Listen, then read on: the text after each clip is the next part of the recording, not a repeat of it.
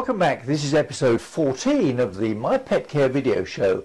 Today's show we'll learn about dogs with itchy ears, and we'll listen to a sad dog song from Nellie McKay. We'll smile with a husky who thinks he's a hamster.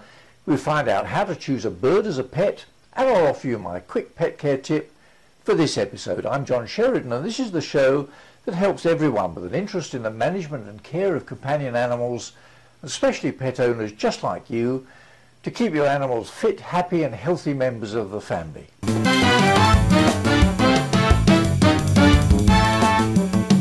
Dogs come in all shapes and sizes, and we have to admit that sometimes their conformation, that is their externally visible shape, structure and appearance, suggests that the blueprint for designing some dogs could be much improved. When I was in practice many years ago, it seemed to me that the ears of some Cocker Spaniels, for example, were designed specially to make their ear canals hot, moist and uncomfortable.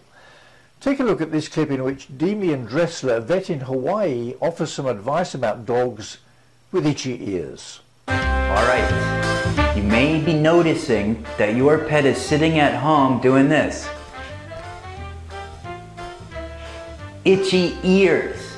We'll also see head shaking very commonly with that as well. Itchy ears. Now, why would a dog's ears itch or a cat's ears itch? Well, there's a lot of different reasons for itchy ears. Now, everybody always thinks it's mites. Oh, we got mites, the dog's got mites, the cat's got mites. You know, in reality, mites are really common in kittens and sometimes in outdoor cats. But mites are actually pretty rare in dogs, as it turns out, and many times in adult cats, especially if your kitty cat stays indoors.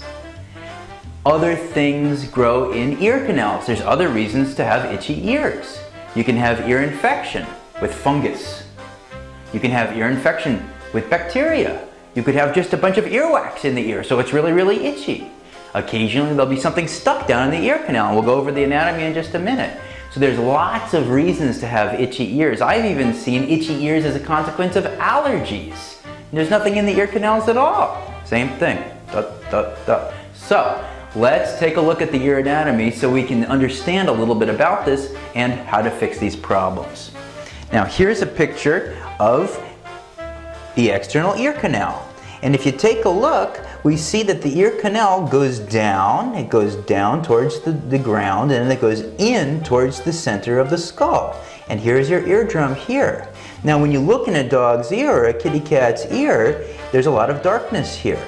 Now look at how long this ear canal is. Look at all of this length of this horizontal portion of this ear canal. This down here is where all of the action is. Many times we'll look with the naked eye right here, and there's no way for us to see this area because right here there's almost a 90-degree angle. By the way, here's the eardrum. That's a tympanic membrane. What the vet will do when you bring your pet in is do a small test.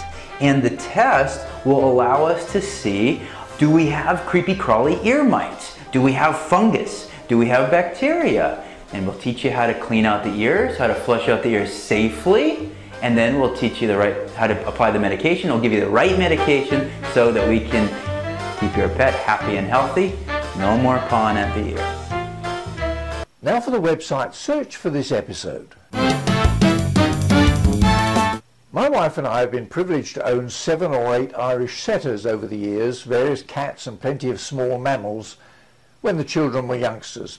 I couldn't imagine a home without a pet, but the downside is that because of their lifespan is much shorter than ours, owners have to go through the stress and sadness of losing a close and faithful friend all too often. Here's a clip in which animal fan Nellie McKay sings a sparkling tribute to her dog and suggests we all do the same. Dedicate this next song to Carmelo, who was put to sleep a couple of days ago because he got too old, but apparently he was a very nice dog, and he always let the cat sleep in the dog bed.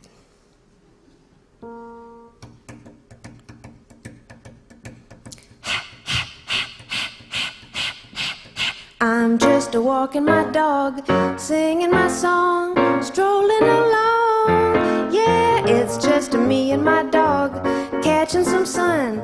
We can't go wrong. My life was lonely and blue. Yeah, I was sad as a sailor. I was an angry one too. Then there was you, appeared when I was entangled with youth and fear, and nerves jangled, vermouth and beer were getting me mangled up. But then I looked in your eyes, and I was no more a failure. You looked so wacky and wise, and I said, Lord, I'm happy 'cause I'm just walking my dog, catching some sun. We can't go wrong, yeah, it's just me and my dog, singing our song, strolling along. 'Cause I don't care about your hating and your doubt, and I don't care what the politicians spout. If you need a companion, why just go right to the pound and find yourself a hound and make that doggy proud, 'cause that's what it's all about. Now let's smile with a pet. For this episode, it's a husky that thinks he's a hamster. Really the best at the wheel. He's pretty agile and he can jump in and out of this even while it's spinning. His brothers and sisters pilfer trees and menace and burglars still here on property as well. But suspect he has mastered this wheel and he's actually become a little obsessed with it. I'm not quite sure we shouldn't be generating electricity off of it during the day when he's in there running around. Yeah, one more. Oh, yeah. Like I said, he will jump in and out of this all day long.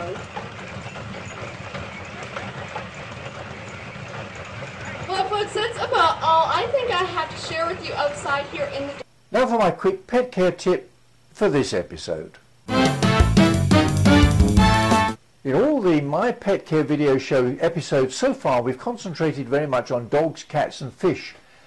But we haven't taken a good look at some of the exotic species which make good pets, or with birds. Like dogs and cats, birds come in a great variety of shapes and sizes, and it's not always easy to know whether or not a particular species would be right for your household or mine. Here's a clip from the American Veterinary Medical Association which might help. I'm Peter Sakis, veterinarian from Niles Animal Hospital and Bird Medical Center. Dogs and cats are extremely popular pets in the United States, but what about a bird as a pet? Birds are very amazing creatures. They have so many attributes that are very attractive to people. The ability to talk, their color, their interactive nature. They're very, very social animals, and they really do make a nice companion for the family. And for people who are allergic to dogs and cats, birds make a nice alternative because obviously they don't have any fur, and so you don't have the allergic problems. There's a wide variation in the different type of bird species that are kept as pets. They range all the way from the tiny little finch that may weigh 10 grams up to macaws whose weight can range between 2 to 3 pounds and who may have a wingspan up to 4 feet. The small birds don't have a very long lifespan compared to the larger birds that we see. For example, the finches maybe 6-7 years, the parakeets maybe about 8 to 10 years.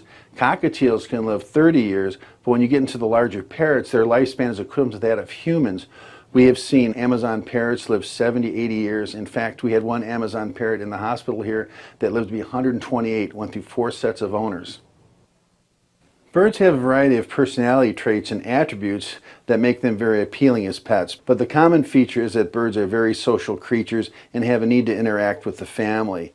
Some birds are easy to tame, other birds are difficult to tame, but it's very important to give them the attention they need, because if birds do not get the attention that they crave, it can lead to obnoxious behavior such as feather picking, self-mutilation, and screaming. Before you decide to get a bird, you need to investigate all the attributes of the birds, positive as well as negative. If you're looking for talking ability in a bird, you need to find out which birds are the best talkers.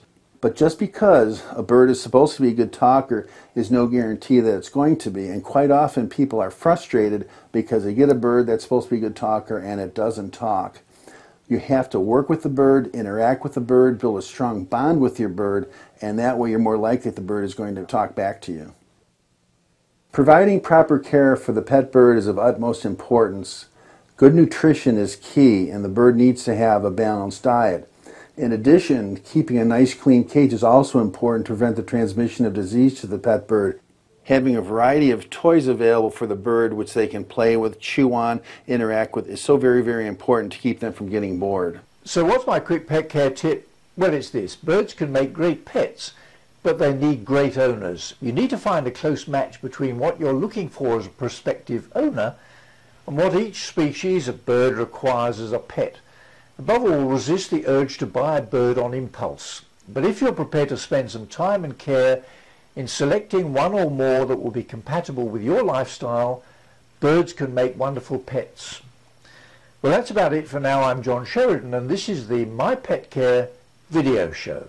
See you next time.